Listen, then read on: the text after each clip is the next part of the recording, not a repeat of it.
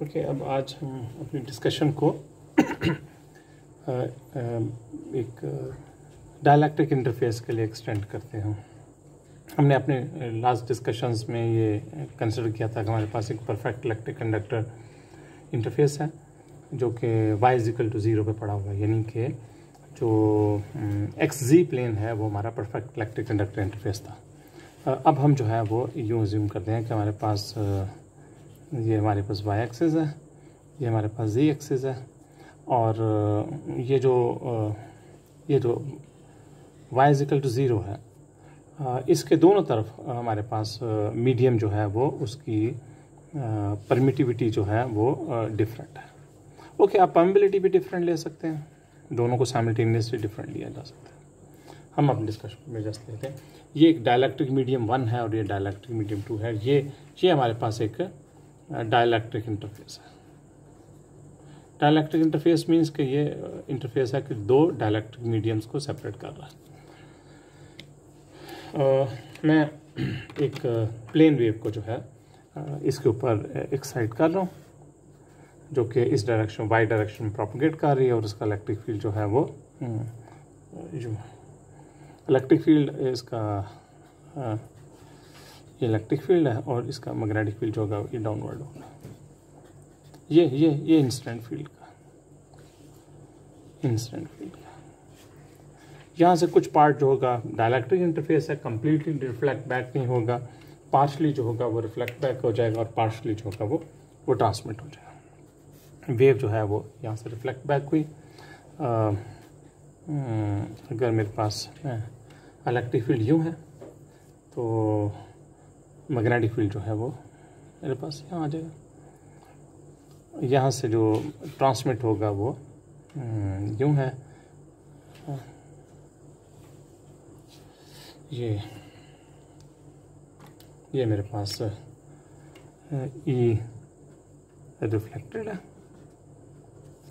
H reflected है, ये K incident है, ये K रिफ्लेक्टेड है, ठीक है, और ये K ट्रांसमिटेड है। ओके, हम हर वेव के साथ इंस्टेंट, रिफ्लेक्टेड, ट्रांसमिटेड के साथ जो इलेक्ट्रिक मैग्नेटिक फील्ड जो एसोसिएटेड है वो हम लिख लेते हैं। इलेक्ट्रिक फील्ड जो इंस्टेंट इलेक्ट्रिक फील्ड है वो हमने x डायरेक्टेड लिया है, प्रोपोगेटिंग इन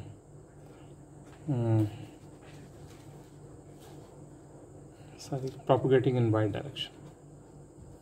K1 क्या चीज़ है? K1 is a wave number of first medium.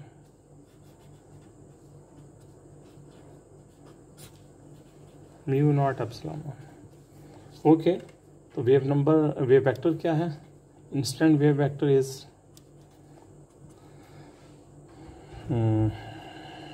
के वेव नंबर और साथ इसका unit vector is z hat.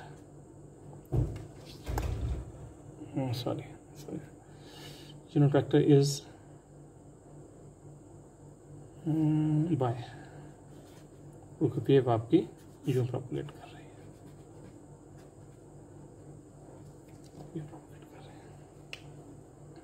इसके साथ जो मैग्नेटिक फील्ड एसोसिएटेड है, इंस्टेंट मैग्नेटिक फील्ड जो है वो मेरे पास मैग्नेटिक फील्ड डाउनवर्ड है, तो ये इलेक्ट्रिक मैग्नेटिक, तो ये z हैट होगा, E0 divided by impedance of the medium, ठीक है, और वेव आपकी e⁻⁻j K1y। Okay, wave vector भी यूँ है तो eta1 जो इम्पीडेंस है वो आपके पास μ0 डिवाइडेड बाय एप्सिलॉन। ये हमें इंस्टेंट और जो इंस्टेंट इलेक्ट्रिक फील्ड और इंस्टेंट मैग्नेटिक फील्ड जो एसोसिएटेड है इस वेव के साथ जो मेरे पास E रिफ्लेक्टेड है, reflected electric field. Reflected electric field जो है वो मेरे पास x hat E0 R J R कोई कितना पार्ट इंस्टेंट का रिफ्लेक्ट बैक हुआ है वो ये है। इलेक्ट्रिक फील्ड यूं ही है लेकिन प्रोपोगेट ये नेगेटिव कर रहा था, इसलिए ई raised to power minus J K one Y, क्योंकि वेव वेक्टर की डायरेक्शन अपोजिट है इंस्टेंट के, तो इसलिए रिफ्लेक्टेड जो मेरे पास मैग्नेटिक फील्ड है वो मेरे पास is G hat E naught divided by eta one is R E raised to power minus J K one of Y, ये मेरे पास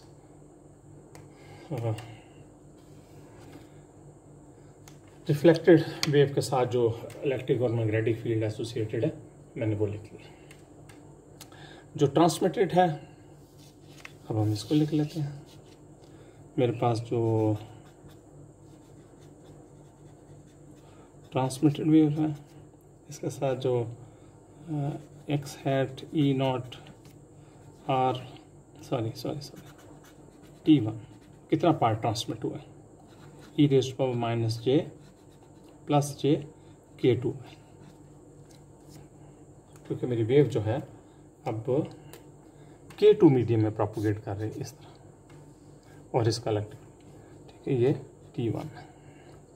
के टू जो है ये मेरे पास सेकंड मीडियम का वेव नंबर है, म्यू नॉट एप्सिलॉन टू, ये मेरे पास है जो, और जो मैग्नेटिक फील्ड इसके साथ एसोसिएटेड है, मैग्नेटिक फील्ड एच ट्रांसमिटेड, ये मेरे पास minus G hat E naught divided by eta two is T one E raised to power J K two Y, तो ये मेरे पास। सो अब मेरे पास now I have two unknowns, please मैं इसको वन को हटा रहा हूँ क्योंकि सिर्फ आर और टी सफिशेंट है, वन सब्सक्राइब कर जाने से। सो आपके पास R and T are unknowns to be determined.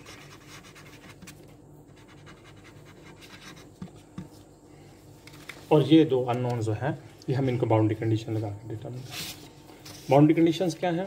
Boundary conditions ये हैं कि at y is equal to 0 tangential component of electric field जो कि इंटरफेस से पहले है, फर्ज कर लें इसका नाम मैं E1 रख देता हूँ, और वो जो टेंजेंशियल कंपोनेंट जो इंटरफेस से बाहर है उसका, तो E1 में मेरे पास जो है वो सिर्फ इंस्टेंट होगा शामिल,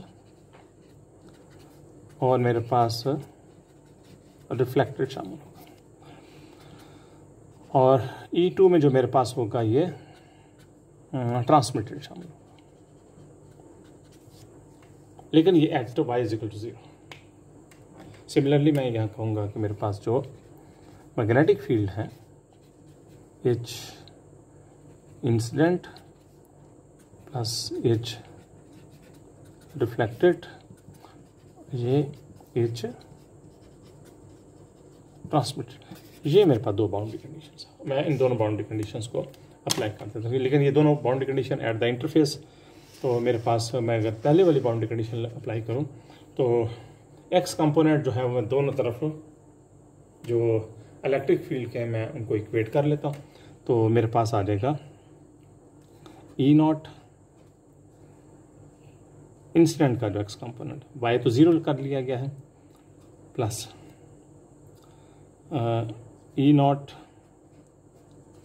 is R, this one is equal to E not T.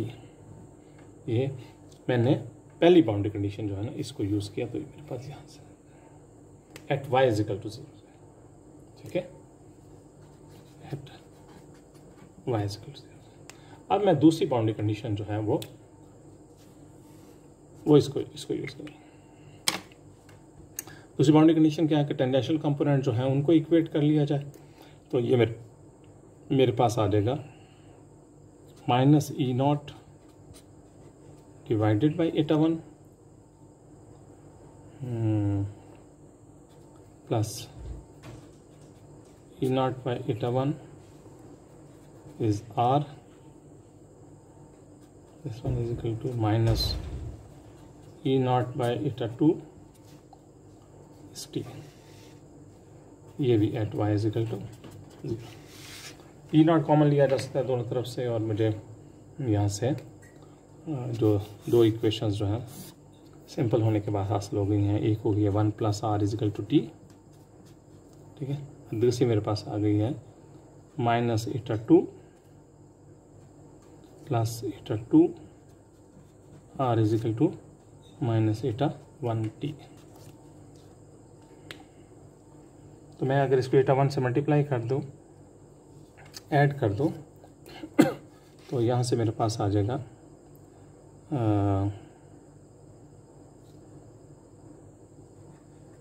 eta 1 minus eta 2 plus R eta 1 plus eta 2, this one is equal to 0. और आर मेरे पास आ जाएगा eta 2 minus eta 1 divided by eta 2 plus eta 1. ये मेरे पास reflection coefficient है. और ट्रांसमिशन कोएफिशिएंट मेरे पास क्या आ जाएगा? Transmission coefficient is base simply 1 plus are.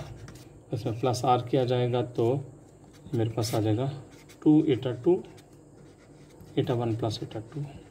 तो ये मेरे पास ट्रांसमिशन कोएफिशिएंट आ जाएगा.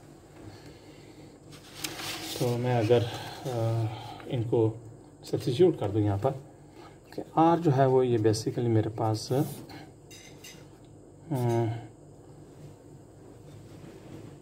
Sorry mu naught by epsilon 2 minus mu naught by epsilon 1 mu naught by epsilon 2 plus mu naught by epsilon 1. LCM ले लिया जाए, इनको ओमेगा से मल्टीप्लाई कर लिया जाए, तो ये मेरे पास आ जाएगा K1 minus K2 K1 plus K2. ये रिफ्लेक्शन कोएफिशिएंट अगर वेव नंबर की फॉर्म में मैंने लिख रहा हूँ. ओके, अगर मैं ट्रांसमिशन कोएफिशिएंट को इसी तरह लिखूँगा तो ट्रांसमिशन कोएफिशिएंट जो है वो मेरे पास 2 mu naught by epsilon 2 mu naught over epsilon 1 plus mu not over epsilon 2. तो ये मेरे पास 2 एलसीएम ले लिया जाएगा तो 2K1 प्लस K2 ये मेरे पास है. तो सो ट्रांसमिशन कोएफिशिएंट और रिफ्लेक्शन कोएफिशिएंट जो है, रिफ्लेक्शन कोएफिशिएंट वेव नंबर की फॉर्म में K1 minus K2 divided by K1 plus K2, और ट्रांसमिशन कोएफिशिएंट जो है 2K1 plus K2.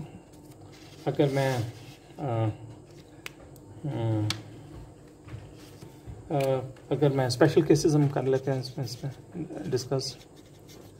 Special case अगर मैं K1 is equal to K2 ले लूँ तो मीडियम को सेम कर दूँ, तो यहाँ से मेरे पास reflection coefficient will become 0 and transmission coefficient will become, तो जितना भी मैंने वेव फिट किया सारी की सारी ट्रांसमिट हो गई. और अगर मैं एप्सिलॉन 2 को अप्रोचेस टू इन्फिनिटी कर लूँ, वेरी लार्ज कर लूँ, तो इसका नतीजा ये निकलेगा, दिस इम्प्लाइज का reflection coefficient will go to -1 and transmission coefficient will go to 0. Is no interface पहले वाले केस में,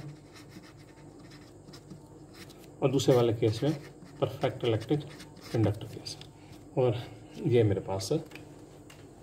हम इस डिस्कशन को एक्सटेंड कर सकते हैं कि अगर हम ये कंसिडर कर लें कि हमारे पास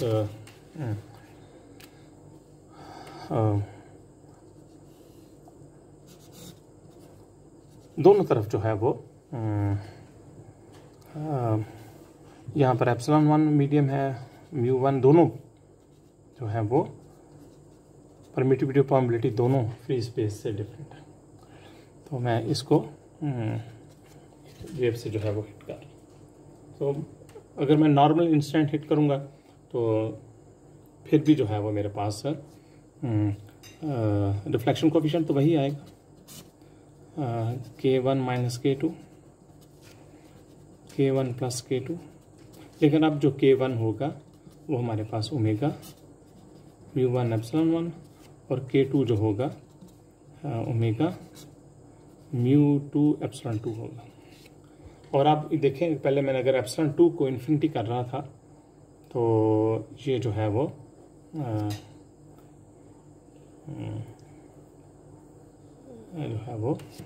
वेरी लार्ज जो है वो हो रहा है।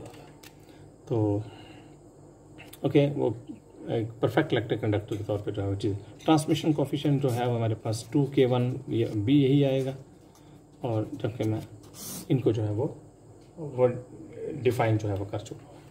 हम अपने डिस्कशन को नेक्स्ट को जो है वो इस चीज़ पे एक्सटेंड करते हैं कि मेरे पास YZ प्लेन है और मैं इसको एक एप्सिलॉन 1 μ1 और एप्सिलॉन 2 μ2 मेरे पास एक डायलैक्ट्रिक इंटरफेस है which is located at y = 0। मैं एक वेव इसको जो है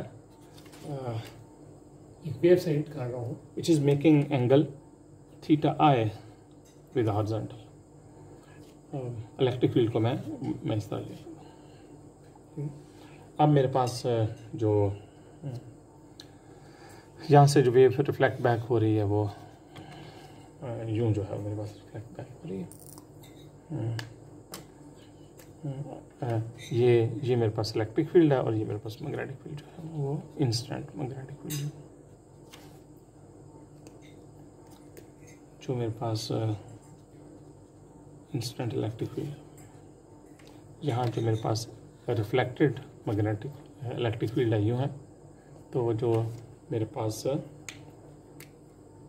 इलेक्ट्रिक फील्ड यूँ है, मैग्नेटिक फील्ड यूँ। ये वेव वेक्टर है और जो ट्रांसमिट हुई हो रही है और मेरे पास ट्रांसमिट हो रही है। यहाँ इलेक्ट्रिक फील्ड यूँ है, magnetic field downward,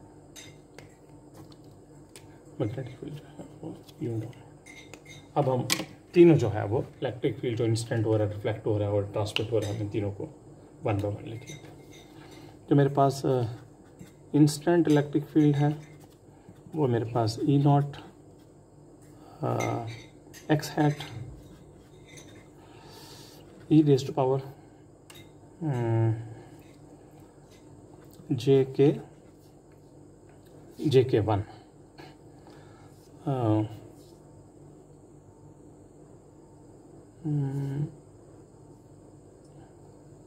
cos theta I is Y plus sin theta I into Z। जी मेरे पास इंस्टेंट है। तो जो मैग्नेटिक फील्ड है, करस्पॉन्डिंग मैग्नेटिक फील्ड के 2 कंपोनेंट्स हैं। तो मेरे पास ये E0 eta 1, तो यहाँ जो यूनिट वेक्टर लगेगा उस यूनिट वेक्टर का y कंपोनेंट तो पॉजिटिव है, तो ये साइन थीटा I हो जाएगा और ये माइनस को sign theta I is Z hat. Okay, इसको बड़ी आसानी से वेरीफाई। थीटा मैं अगर थीटा I को 0 सब्स्टिट्यूट कर लूँ, यानी कि इसको अगर ये ऐसे थीटा 0 तो इस तरह प्रोपोगेट कर मैग्नेटिक फील्ड डाउनवर्ड होगा, तो ये negative sine JK1 is cos theta I Y plus sine theta I Z। ये मेरे पास इंस्टेंट इलेक्ट्रिक और मैग्नेटिक फील्ड है। अब मैं रिफ्लेक्टेड को ई रिफ्लेक्टेड को जो मैं लिख रहा हूँ, ई रिफ्लेक्टेड जो है वो मेरे पास E0 इज x हैट, कोई R रिफ्लेक्शन कोफिशिएंट है जो अननोन है, हमने डिटरमिन करना है। e raise to power this into this, तो JK1 minus cosine theta R is Y plus sine theta R into G. ये मेरे पास तो अगर मेरा थीटा आए 0 हो जाएगा तो मैग्नेटिक फील्ड जो है वो माइनस वाई डायरेक्शन में प्रोपोगेट करेगा और सही है। और अगर थीटा आए जो मेरा 90 डिग्री हो जाएगा तो पॉजिटिव जी डायरेक्शन में देगा, पॉजिटिव जी। तो जो मेरे पास एच रिफ्लेक्टेड है ई naught divided by eta 1 x hat r and same e raise to power J k 1 minus cosine theta r y plus sine theta r ji.